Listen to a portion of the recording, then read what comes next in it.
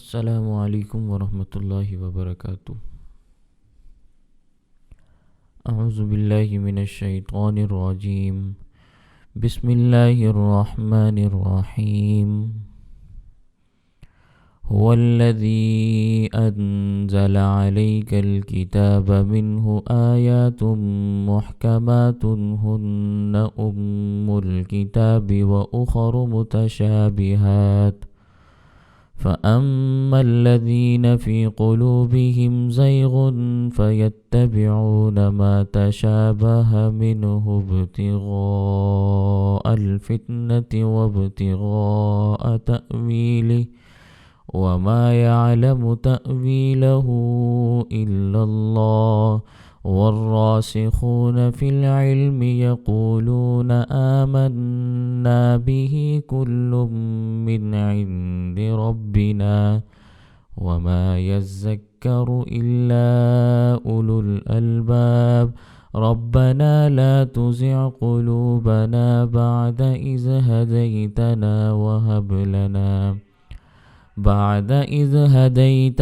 وهب لنا من لدنك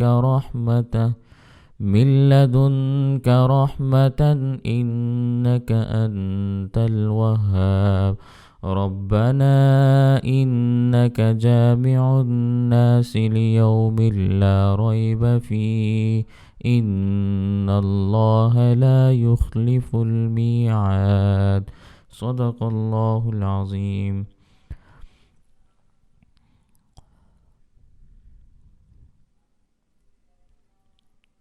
هو الذی، اللہ وہ ذات ہے، انزل علیک الکتاب، جس نے آپ پر کتاب کو نازل کیا، منہ، اس کتاب میں سے ایک حصہ ایسا ہے، آیات محکمات، کہ اس کی آیات بالکل واضح ہیں، اٹل ہیں، ہن ام الکتاب، وہی اصل کتاب ہیں، وَأُخَرُ، اور کچھ اور آیات بھی ہیں، متشابہات، جن کی مراد معلوم نہیں، فَأَمَّا الَّذِينَ، پھر وہ لوگ، فِي قُلُوبِهِمْ زَيْغٌ، جن کے دلوں میں کجی ہے، ٹیڑھا پن ہے، فَيَتَّبِعُونَ، وہ پیروی کرتے ہیں، مَا تَشَابَهَ مِنْهُ، ان کی جو ان میں متشابہ ہیں، یعنی متشابہات کی پیروی کرتے ہیں،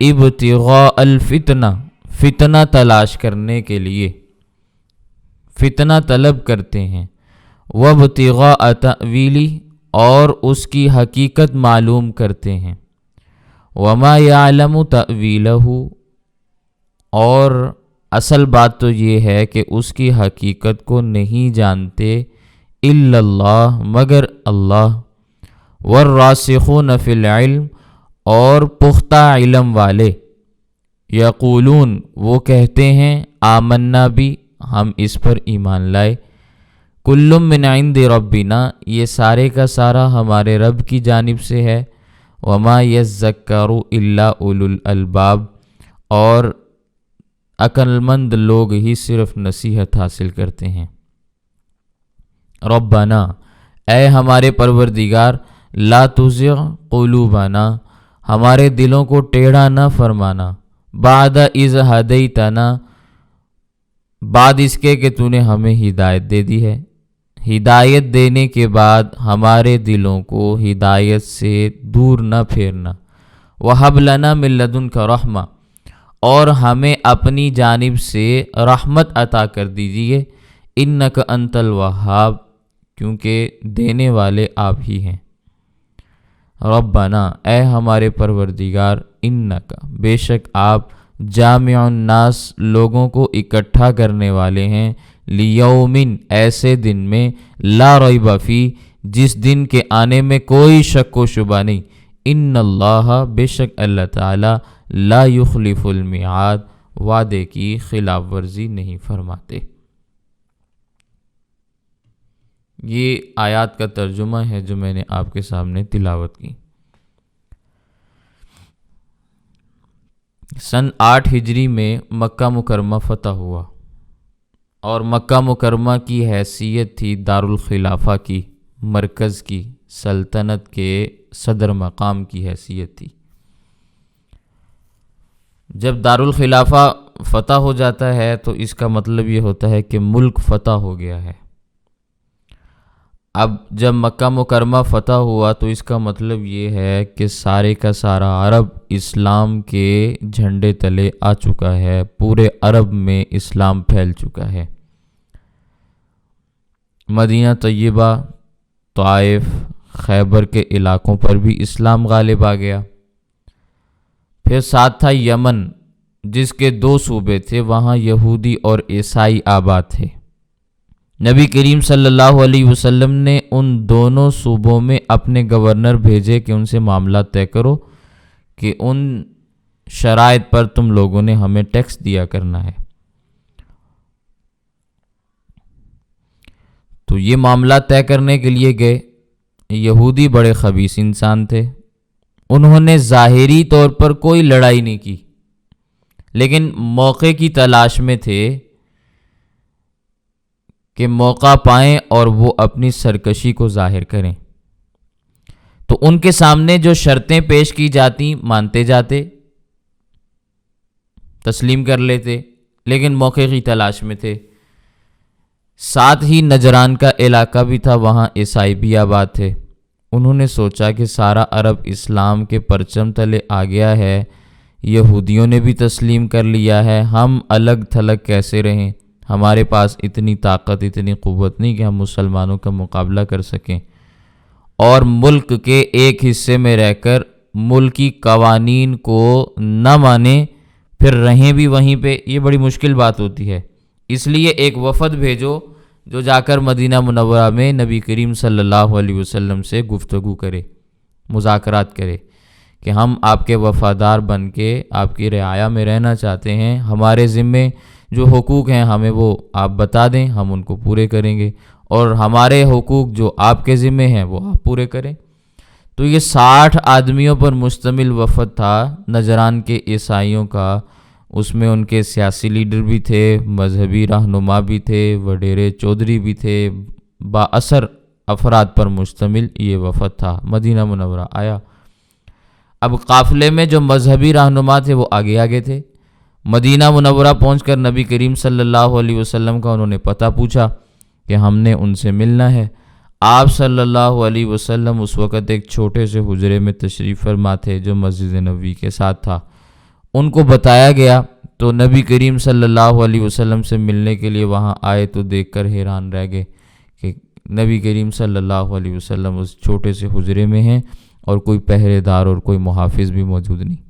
خیر، نبی کریم صلی اللہ علیہ وسلم سے ملاقات ہوئی۔ نبی کریم صلی اللہ علیہ وسلم نے پوچھا کہ بھئی تم کون ہو، کہاں سے آئے ہو؟ تو پھر انہوں نے بتایا کہ ہم عیسائی ہیں اور نجران کے علاقے سے آئے ہیں، اور اس لیے آئے ہیں کہ سارے عرب پر آپ کا قبضہ ہو گیا ہے، نجران بھی عرب کا حصہ ہے، ہم خود آپ کے پاس آئے ہیں تاکہ آپ کی رعایا بن کر آپ کے ساتھ رہیں، ہمیں ہمارے حقوق بتا دیں۔ نبی کریم صلی اللہ علیہ وسلم نے صحابہ کو بلایا، فرمایا بھی یہ مہمان آئے ہیں، پہلے ان کی رہائش کا بندوبست کرو، پھر خوراک کا انتظام کرو، ان کی سواریوں کے کھڑے کرنے کا انتظام کرو۔ صحابہ کرام نے ایک مشورہ عرض کیا کہ حضور اس طرح فرماتے ہیں کہ 2-2 3-3 آدمی آپس میں ہم تقسیم کر لیتے ہیں، اس میں ہمیں بھی سہولت ہوگی، انہیں بھی سہولت ہوگی۔ نبی کریم صلی اللہ علیہ وسلم کو یہ تجویز پسند آئی، لیکن ان کا جو امیر تھا اس نے بات ماننے سے انکار کر دیا، کہنے لگے کہ بھئی ہم جہاں بھی رہیں گے اکٹھے رہیں گے، اکٹھے آئے ہیں اکٹھے جائیں گے، کیونکہ ان لوگوں کو ڈر تھا نا کہ صحابہ کرام بڑے بااخلاق قسم کے لوگ ہیں، تبلیغ سے باز نہیں آئیں گے، اور سچی بات دل کے اوپر اثر ضرور کرتی ہے، تو کہیں ہمارے افراد ان سے متاثر نہ ہو جائیں۔ تو نبی کریم صلی اللہ علیہ وسلم پھر پریشان ہو گئے کہ بھی 60 آدمی ہیں، ان کو ایک جگہ پہ کیسے ٹھہرائیں، پھر ان کی سواریاں بھی ہیں، ان کو بھی سنبھالنا ہے۔ تو نبی کریم صلی اللہ علیہ وسلم نے فرمایا پھر تو ہمارے پاس یہ مسجد ہے۔ کہنے لگے جی ہم مسجد میں رہیں گے۔ تو مسجد میں ان کو ٹھہرایا گیا، انہوں نے نمازیں بھی مسجد میں پڑھیں اپنے مذہب کے مطابق۔ وہ اپنے قبیلے کی طرف منہ کر کے نماز پڑھا کرتے تھے، وہ ایک خاص طرز میں نماز تھی۔ تو بہرحال ان میں سے بعض لوگوں نے یہ بھی کہا کہ بھی ہم تو شراب بھی پیتے ہیں، ہمارے ہاں تو شراب بھی جائز ہے۔ تو صحابہ کرام نے، کیونکہ وہ اللہ کے نبی صلی اللہ علیہ وسلم کے سامنے بات نہیں کی نا، جو سردار کے سامنے بات ہو جاتی ہے وہ اس کی حیثیت اور ہوتی ہے، جو بالواسطہ واسطے کے ذریعے سے بات ہوتی ہے نا، اس میں لوگ پکڑے جاتے ہیں۔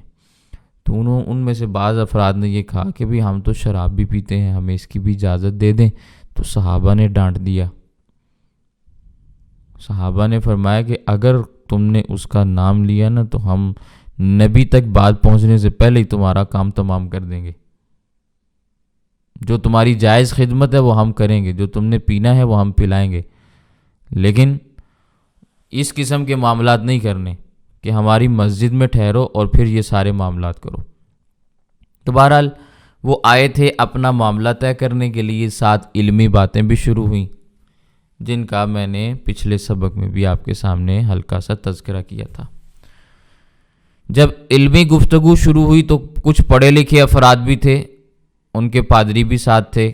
حضرت عیسیٰ علیہ السلام کے متعلق بات چلی تو نبی کریم صلی اللہ علیہ وسلم نے فرمایا تمہارا حضرت عیسیٰ علیہ السلام کے بارے میں کیا نظریہ ہے؟ کہنے لگے ہم ان کو ابن اللہ کہتے ہیں، اللہ کا بیٹا کہتے ہیں، خدائی میں شریک مانتے ہیں۔ قرآن کریم کے اندر بھی عیسائیوں کے 3 طبقات کا ذکر ہے، 3 فرقوں کا ذکر ہے۔ ایک وہ ہے جو حضرت عیسیٰ علیہ السلام کو ابن اللہ کہتا ہے، وقالت النصارى مسیح ابن اللہ۔ دوسرا طبقہ ہے وہ کہتا ہے ان اللہ ثالث ثلاثہ، وہ تثلیث کے قائل ہیں کہ اللہ تو تیسرا ہے، تینوں میں سے تیسرا ہے۔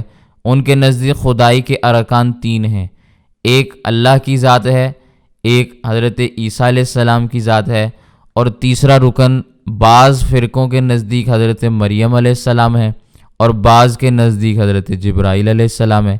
یعنی تیسرے رکن میں پھر 2 طبقات آ جاتے ہیں، ایک رکن حضرت مریم کو مانتا ہے، ایک حضرت جبرائیل کو۔ پھر ایک طبقہ اور بھی ہے جس کا سورۃ المائدہ میں تذکرہ ہے، ان اللہ هو المسیح ابن مریم، کہ اللہ تو مسیح ابن مریم ہی ہے، یعنی واضح طور پر خدائی ان کی تسلیم کی جاتی ہے۔ تو اب مختلف قسم کے طبقات تھے عیسائیوں کے اندر۔ بعض طبقات ایسے بھی کہتے ہیں کہ اللہ تعالیٰ عیسیٰ علیہ السلام کے وجود میں حلول کر گیا۔ حلول کا معنی آپ کو شاید نہ سمجھ میں آئے، یہ آپ مکسچر بناتے ہیں نا، مثال کے طور پہ میں بات عرض کرتا ہوں سمجھانے کے لیے، ابھی تو سردیاں ہیں، وگرنہ رمضان کے مہینے میں وہ اسکنجبین بنائی جاتی ہے افطاری کے اوقات میں، تو اس میں لیمو بھی ڈالتے ہیں اور پانی بھی ڈالتے ہیں، چینی بھی ڈالتے ہیں، بعض نمک بھی ڈالتے ہیں، ٹھیک ہے، اور بعض اس میں جام شیری بھی ڈالتے ہیں رنگ ڈالنے کے لیے، رنگ پیدا کرنے کی۔ اب یہ ساری چیزیں مکس ہو جاتی ہیں تو ایک چیز کو وجود ملتا ہے، یہ حلول کی مثال ہے، ٹھیک ہے۔ تو بعض لوگ یہ کہتے ہیں کہ عیسیٰ علیہ السلام میں اللہ تعالیٰ کی ذات حلول کر گئی ہے، اس لیے بظاہر عیسیٰ نظر آنے والا دراصل خدا ہے، بظاہر جو عیسیٰ ہے وہ کیا ہے؟ دراصل خدا ہے۔ اسی قسم کا نظریہ مسلمانوں میں سے بھی بعض طبقات کا ہے۔ یہ اچنبے کی بات نہیں ہے کہ آپ پریشان ہو جائیں، کیونکہ یہودیوں کا، عیسائیوں کا، ہندوؤں کا، مجوسیوں کا اثر مسلمانوں پر ہوا ہے۔ جس طبقے کے اوپر اثر ہوا ہے اس نے اپنے قریبی مذاہب سے کچھ نہ کچھ چیزیں اخذ کی ہیں اور ان کو دین اسلام بنانے کی کوشش کی ہے، لیکن اللہ کا شکر ہے کہ دین اسلام پھر بھی اپنی اصل شکل کے اندر، صورت کے اندر باقی ہے۔ میں نام نہیں لینا چاہتا، پھر بعض لوگوں کو گلہ ہوتا ہے کہ آپ نے طبقات کی بات کی ہے، فرقہ واریت کی بات کی ہے، تو یہ فرقے کی بات نہیں ہوتی، اصل میں مسئلہ سمجھانا مقصود ہوتا ہے۔ اگر عیسیٰ علیہ السلام میں خدائی کے حلول کے عیسائی قائل ہوں تو وہ کافر ہیں، محمد صلی اللہ علیہ وسلم میں خدائی حلول کے مسلمان قائل ہوں تو یہ بھی مسلمان نہیں ہیں۔ اصولی سی بات ہے نا، ان کو آپ کافر کہہ دیں، ان کو آپ مسلمان کہہ دیں، یہ تو ممکن نہیں ہے نا، اصول تو ایک ہونا چاہیے۔ تو عیسیٰ علیہ السلام کے اندر اللہ تعالیٰ حلول کر گیا، یہ عیسائیوں کا نظریہ ہے۔ پھر وہ کہتے ہیں کہ بھی اسی وجہ سے ان کے ہاتھ سے معجزات بھی صادر ہوئے۔ دراصل وہ اللہ تعالیٰ کا فعل تھا جو ظاہر ہو رہا تھا، کیونکہ ان کے اندر خدا موجود ہے نا۔ تو انہوں نے اپنے عقیدے بیان کیے، تو نبی کریم صلی اللہ علیہ وسلم نے پھر ان سے سوالات کیے کہ یہ بتاؤ اللہ کو کس نے پیدا کیا؟ کیا اللہ کے ماں باپ ہیں؟ کہنے لگے نہیں۔ تو عیسیٰ علیہ السلام کی تو والدہ ہے نا، اس کو تو وہ بھی مانتے ہیں، حضرت مریم علیہ السلام کو۔ دوسرا سوال یہ کیا کہ اللہ تعالیٰ ماں کے پیٹ میں رہے، یہ ممکن ہے؟ کہنے لگے نہیں۔ تو پھر عیسیٰ علیہ السلام تو رہے ہیں۔ پھر فرمایا کہ بھئی اچھا یہ بتاؤ زمین اور آسمان کی کوئی چیز اللہ سے پوشیدہ ہے؟ کہنے لگے نہیں۔ عیسیٰ علیہ السلام سے پوشیدہ ہے؟ کہنے لگے جی اتنا علم ان کے پاس ہے جتنا اللہ نے ان کو دیا۔ تو پھر عیسیٰ علیہ السلام خدا کیسے ہوئے؟ پھر یہ بھی پوچھا کہ بھی اللہ تعالیٰ کھاتا پیتا ہے؟ کہنے لگے جی نہیں۔ تو عیسیٰ علیہ السلام کھاتے پیتے تھے؟ کہنے لگے جی ہاں۔ بلکہ بعض کتابوں کے اندر یہاں تک بات لکھی، اور بعض مسلمانوں نے بھی یہ بات لکھی، اور یہ بات صراحتاً غلطی پر مشتمل ہے، نبوت کی ذات کے اوپر یہ ایک بہت بڑا الزام ہے۔ لکھنے والوں نے لکھا کہ عیسائیوں کو جتنا نقصان شراب نے دیا ہے اس کی وجہ یہ تھی کہ عیسیٰ علیہ السلام شراب پیا کرتے تھے۔ یہ مسلمان کی عبارت ہے جو میں پیش کر رہا ہوں، اور یہ الگ بات ہے کہ عیسائی بھی اس کے قائل ہیں، لیکن عیسیٰ علیہ السلام نے کبھی شراب کو ہاتھ نہیں لگایا، کبھی شراب کو ہاتھ نہیں لگایا۔ لیکن میں جو بات سمجھانے جا رہا ہوں وہ یہ کہ عیسائیوں کے نظریے کے مطابق بھی عیسیٰ علیہ السلام کھاتے پیتے تھے، کہتے جی سور کا گوشت کھاتے تھے، شراب پیا کرتے تھے۔ عیسائی کہیں تو پھر بھی کوئی بات سمجھ میں آتی ہے، وہ تو ہے ہی کافر۔ مسلمان یہ بات کہے تو میں اس کو نبوت کا گستاخ سمجھتا ہوں۔ لوگ اس کو اسکالر کہیں، مذہبی رہنما کہیں، بہت بڑا پیشوا کہیں، اور مسلمانوں کا راہبر و رہنما کہیں، میں اس کو بے ایمان تصور کرتا ہوں۔ نام میں پھر بھی نہیں لیتا، عقیدہ واضح کر دیا نا کہ جو اس قسم کی گفتگو کرے سمجھ جائیں کہ وہ مسلمان نہیں ہے، اس کے ایمان میں شک موجود ہے۔ تو عیسیٰ علیہ السلام کے بارے میں عیسائیوں کا نظریہ کیا؟ وہ کھاتے بھی ہیں پیتے بھی ہیں۔ پھر شرعی تقاضے کے تحت پیشاب اور پاخانے کی بھی ضرورت پیش آتی ہے، تو بتاؤ بھی اللہ تعالیٰ کو یہ ضروریات پیش آتی ہیں کہ نہیں آتی؟ کہنے لگے جی نہیں۔ تو پھر عیسیٰ علیہ السلام خدا کیسے ہوئے؟ اچھا جی یہ بتاؤ اللہ پر کبھی موت آئے گی؟ کہنے لگے جی نہیں۔ تو عیسیٰ علیہ السلام پر تو موت آئی، عیسائیوں کے عقیدے کے مطابق، یاتی علیہ الفنا، یہ روایت کے الفاظ ہیں کہ ان کی وفات ہوگی۔ ہمارے نزدیک یاتی علیہ الفنا عیسیٰ علیہ السلام کے ساتھ ہوگا، لیکن ابھی ہوا نہیں ہے۔ عیسائیوں کے نزدیک ہو گیا ہے، یہودیوں کے ہاں بھی ہو گیا ہے، انہوں نے مارا، عیسائی کہتے مر گئے۔ سمجھ میں آئی؟ اس لیے اگر کوئی شخص عیسیٰ علیہ السلام کی وفات کا قائل ہو تو وہ مسلمان نہیں ہے، عیسائی ہے یا یہودی ہے یا ان کا ایجنٹ ہے، مسلمان نہیں ہے۔ مسلمانوں کا بنیادی نظریہ ہے، جس طرح قیامت کو ماننا یہ بنیادی نظریہ ہے نا، نبی کریم صلی اللہ علیہ وسلم کی رسالت کو ماننا، ختم نبوت کو ماننا یہ بنیادی نظریہ ہے نا، اسی طرح حیات عیسیٰ کا قائل ہونا یہ بنیادی نظریہ ہے۔ جو شخص حیات عیسیٰ کا قائل نہیں وہ مسلمان نہیں ہے۔ پھر آپ نے کہنا ہے آج تو فتوے لگ رہے ہیں، سب کو فتوے نہیں لگ رہے، آپ علم الکلام کی کتابوں کو اٹھا کے دیکھ لیں، یہ بڑی واضح طور پر باتیں ہیں۔ اگر آج کا مسلمان ان چیزوں کو بھول چکا ہے تو میں اس کو یاد کروا رہا ہوں، یہ یاد دہانی کے لیے یہ باتیں۔ کوئی اضافی بات، کوئی نئی بات نہیں ہے، کوئی میرا فتویٰ نہیں ہے. اٹھا لیں، 1400 سال کے مفسرین ہیں، محدثین ہیں، فقہا ہیں، علماء ہیں، صلحاء ہیں، اولیاء ہیں، سبھی سے جا کے پوچھ لیں. حیات عیسیٰ کا منکر مسلمان نہیں ہے. تو آج کے زمانے میں اگر کوئی کہے کہ میں عیسیٰ علیہ السلام کی وفات کا قائل ہوں، پھر مسلمان اس کو اپنا مذہبی رہنما سمجھیں، تو میں اس کو پھر کیا کہوں گا؟ یہاں بھی میں نام نہیں لیتا. سمجھ میں آئی ہے؟ یہاں بھی میں نام نہیں لیتا. یہ الگ الگ طبقات ہیں، میں ایک طبقے کی بات نہیں کر رہا، افراد بھی الگ الگ ہیں. تو بہرحال عیسیٰ علیہ السلام پر فنا آئے گی، ہمارے نزدیک ابھی آئی نہیں لیکن آئے گی. عیسائیوں کے نزدیک آ گئی. تو ان سے ان کے عقیدے کے بارے میں پوچھا گیا نا کہ عیسیٰ علیہ السلام پر موت آئے گی، کہنے لگے جی آئی. تو خدا پر تو موت نہیں آتی نا. تو یہ ساری جب باتیں ہو گئیں تو نبی کریم صلی اللہ علیہ وسلم نے ارشاد فرمایا جب عیسیٰ علیہ السلام میں خدائی اختیارات، خدائی صفات موجود ہی نہیں ہیں تو تم کس دلیل سے ان کو خدا بناتے ہو؟ اب مسئلہ یہ ہے کہ دنیا میں خاموش کوئی بھی نہیں رہتا.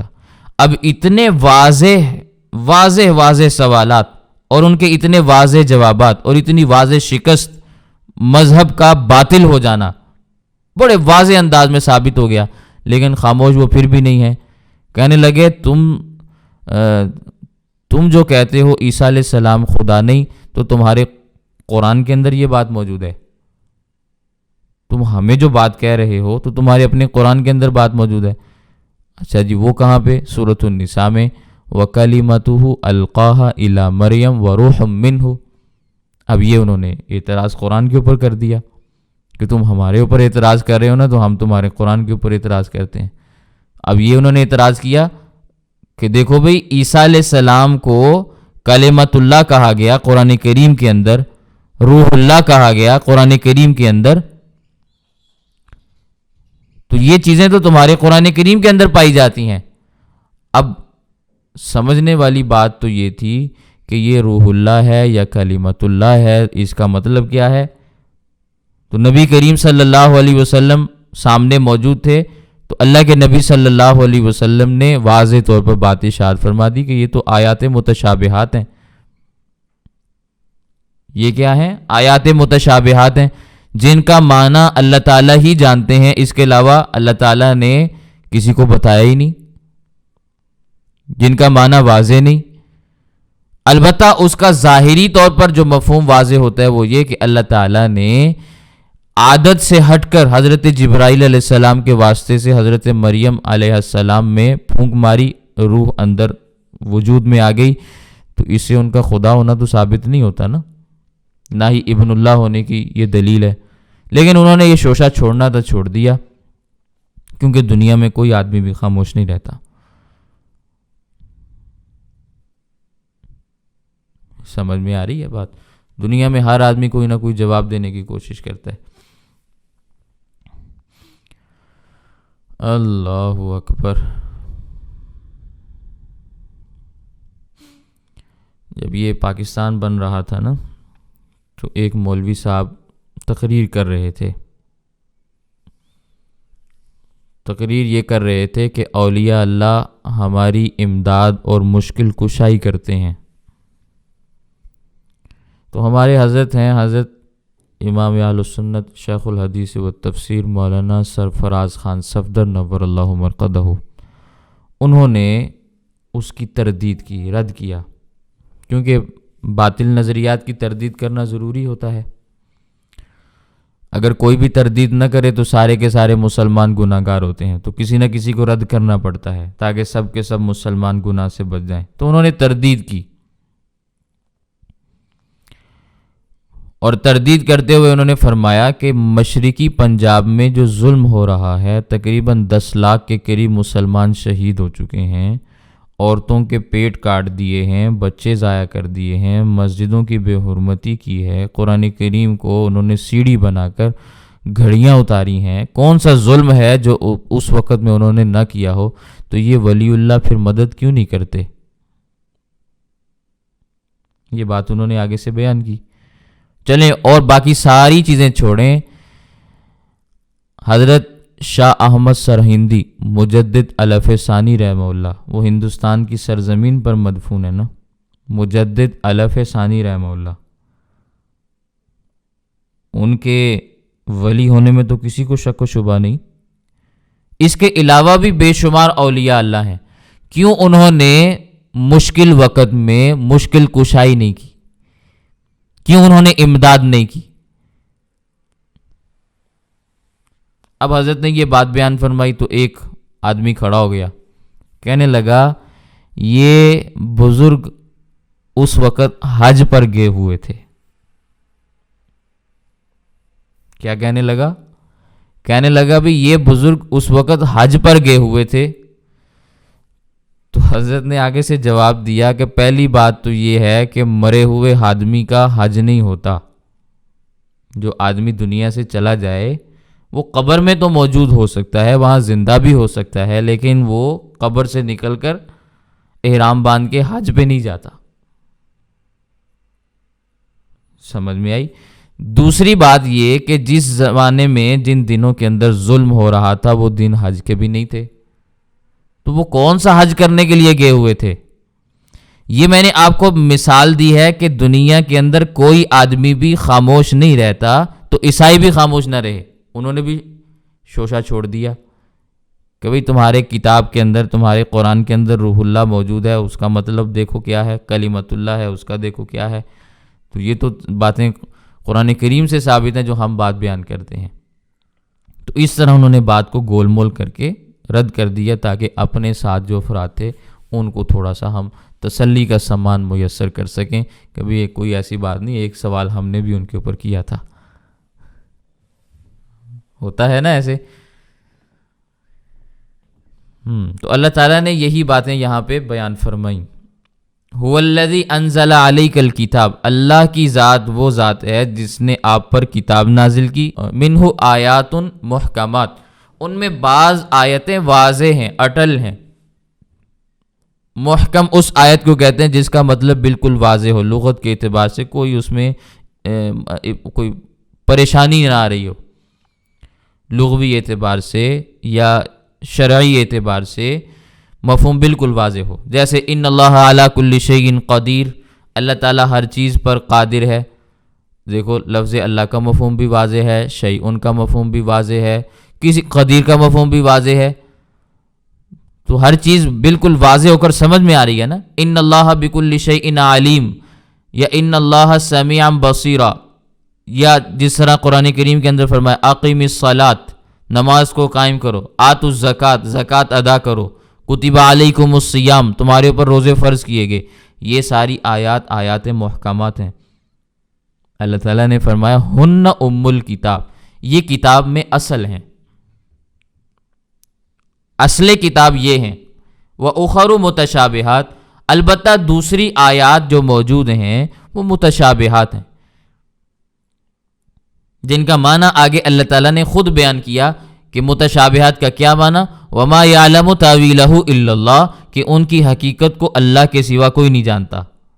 خود اللہ تعالیٰ نے لفظ کا معنی بھی واضح فرما دیا کہ متشابہات کا معنی کیا ہے۔ جیسے الرحمن علی العرش استوى، اللہ تعالیٰ عرش پر مستوی ہے، استوا کا معنی کیا ہے؟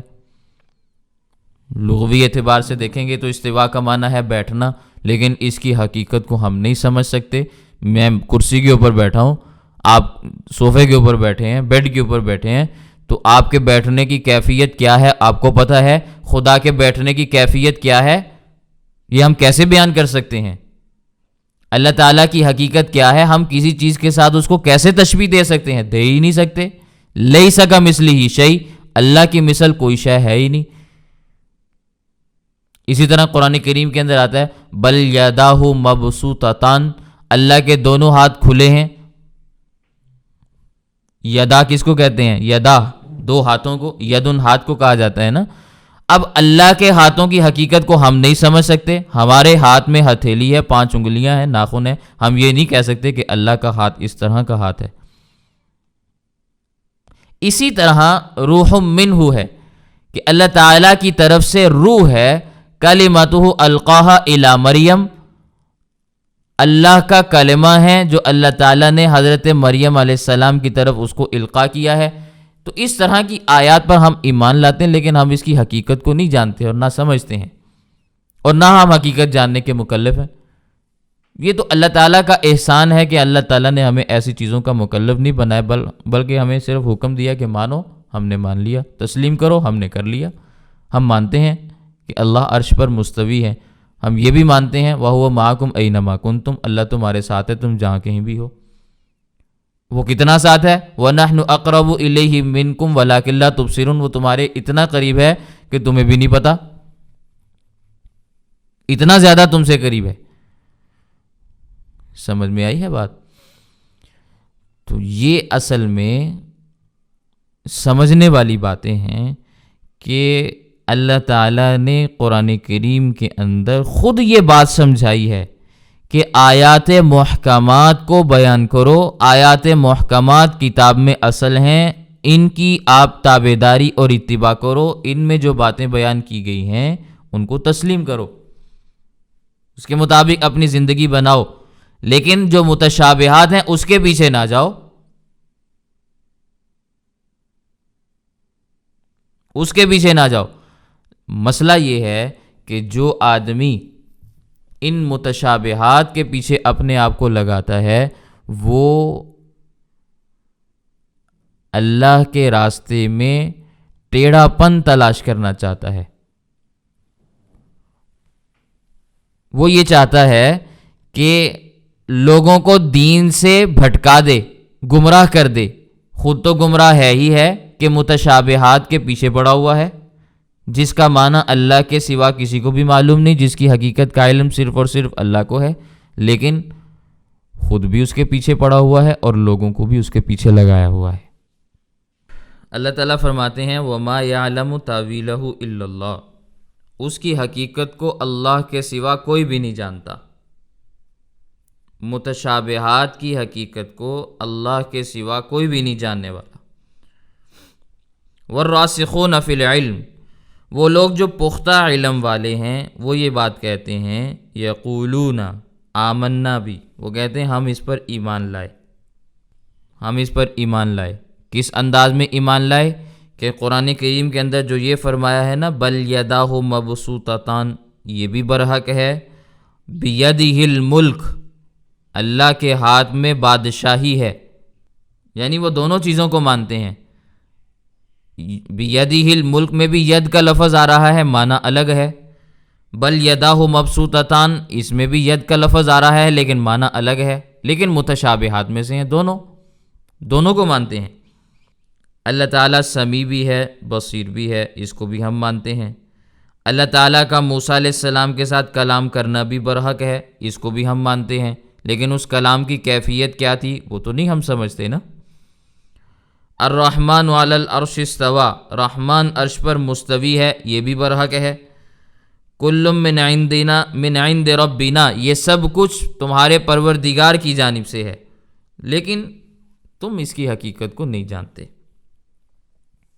ہم یہی بات کہتے ہیں کہ جو اللہ تعالیٰ کی شان کے لائق ہیں، ہم اللہ کی شان کے لائق ہر چیز کو تسلیم کرتے ہیں۔ جو اللہ تعالیٰ کی شان کے لائق دیکھنا ہے، سننا ہے، سمجھنا ہے، ہم اس کو تسلیم کرتے ہیں۔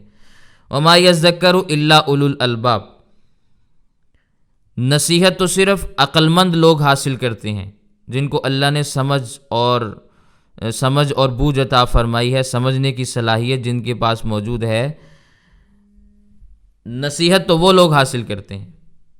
عقل مند لوگ نصیحت حاصل کرتے ہیں، اس کے علاوہ جو بے عقل ہوتے ہیں نصیحت ان کو فائدہ نہیں دیتی۔ اوپر چونکہ اللہ تعالیٰ نے اس بات کو بیان کیا ہے کہ جن کے دلوں میں ٹیڑھا پن ہے وہ بات کو تسلیم نہیں کرتے، وہ بات کو سمجھتے نہیں ہیں، وہ آیات کے غلط مطالب بیان کرتے ہیں، پھر اس سے غلط انداز میں مسائل اخذ کر کے لوگوں کے درمیان الجھنیں پیدا کرتے ہیں۔ تو اس لیے اب آگے دعا بھی بیان کر دی کہ تم یہ دعا مانگ لیا کرو، ربنا لا تزغ قلوبنا، اے ہمارے پروردگار ہمارے دلوں کو ٹیڑھا نہ کرنا، جیسے بعض لوگوں کے دل ٹیڑھے ہیں، ہمارے دل ویسے نہ کرنا۔ بعد اذ ہدیتنا، جب آپ نے ہمیں ہدایت عطا فرما دی ہے، آپ نے ہمیں ہدایت دے دی ہے، تو اب ہمارے ساتھ اپنے فضل و کرم والا، اپنے رحمت والا، ہدایت والا معاملہ فرمانا۔ اور اے پروردگار وَهَبْ لَنَا مِن لَّدُنْكَ رَحْمَةً، ہمیں اپنی جانب سے تو رحمت کا مستحق بنا دینا، یعنی ہم پر رحمتیں نازل فرمانا۔ کیوں؟ اِنَّكَ أَنتَ الْوَهَّابُ، اس لیے کہ دینے والا تو ہی ہے، دینے والی ذات تو آپ ہی کی ذات ہے۔ جو کچھ بھی لینا ہو وہ آپ ہی سے لیا جا سکتا ہے، آپ کے علاوہ تو کسی سے ہم مانگ نہیں سکتے نا، کوئی اور دینے والا ہے ہی نہیں، کسی اور کے پاس چیز ہی موجود نہیں، اس لیے ہم صرف اور صرف آپ ہی سے مانگتے ہیں۔ ایاک نعبد و ایاک نستعین، ہم صرف اور صرف آپ ہی سے مانگتے ہیں۔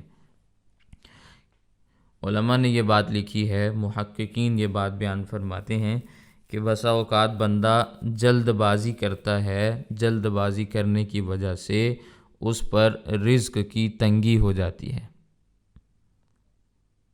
جلد بازی کرتا ہے، جلد بازی نہ کرے تو پھر رزق میں تنگی نہیں ہوتی۔ انسان جلد باز ہے نا، تو جلد بازی کا کبھی کبھار ارتکاب کر لیتا ہے، اس جلد بازی کی وجہ سے رزق میں تنگی آ جاتی ہے۔